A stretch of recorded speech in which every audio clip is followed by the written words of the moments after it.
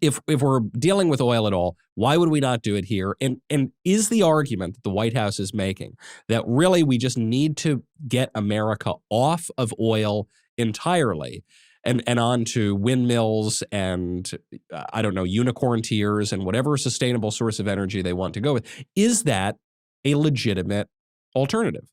So it's not. We don't have nearly enough production to provide for our energy needs. It's unreliable. For example, at times of freeze and bad weather, solar and wind work very unreliably.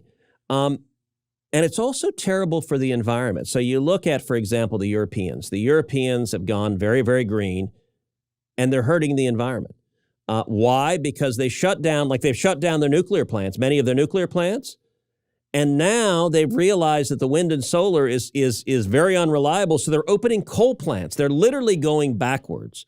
If you look in recent years at the country on planet Earth that reduced carbon emissions the most, more than any other country on Earth, it is the United States. Why is that? The principal reason is the widespread substitution of natural gas for coal in the production of electricity. Everyone likes to say, get a Tesla. I mean, that's what Biden said, buy a Tesla.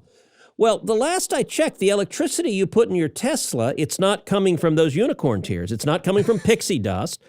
It's coming from a power plant.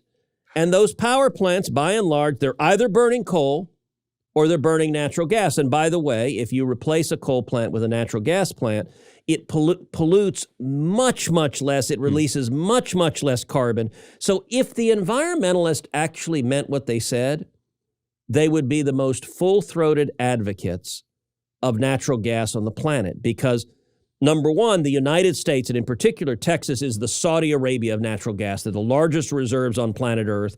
We've got enough natural gas to literally provide for the world. And to do that would enable much of the world to shift from coal to natural gas, which would produce massive reductions in pollution and greenhouse gas. But they don't want to do that. They just hate natural gas and they want to see it go out of business. And they're okay with developing countries relying on coal instead and polluting more in the hope that one day in the future that they'll erect a windmill. I mean, it really is irrational. And by the way, if the only criterion you cared about was the environment, you didn't care about inflation, you didn't care about jobs, you cared about nothing else but the environment, on that criterion, the Biden administration is an absolute failure. You shut down the Keystone Pipeline.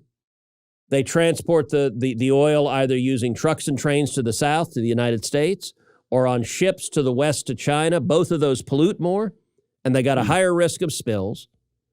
And the results of Biden, the United States and the world are polluting more and emitting more greenhouse gases as a result of their supposedly green policies. And here's one other point. What has Biden done? Reduced U.S. energy production and shifted more of our energy consumption to foreign oil and gas, to foreign oil and gas from countries like Russia, from the Middle East, all of which are dirtier. So I want you to understand they're shifting from relatively clean production in the United States that pollutes less to overseas production that pollutes more and emits more carbon, but it lets John Kerry feel good about himself as he boards his private jet and flies all around lecturing us on the need to go into poverty.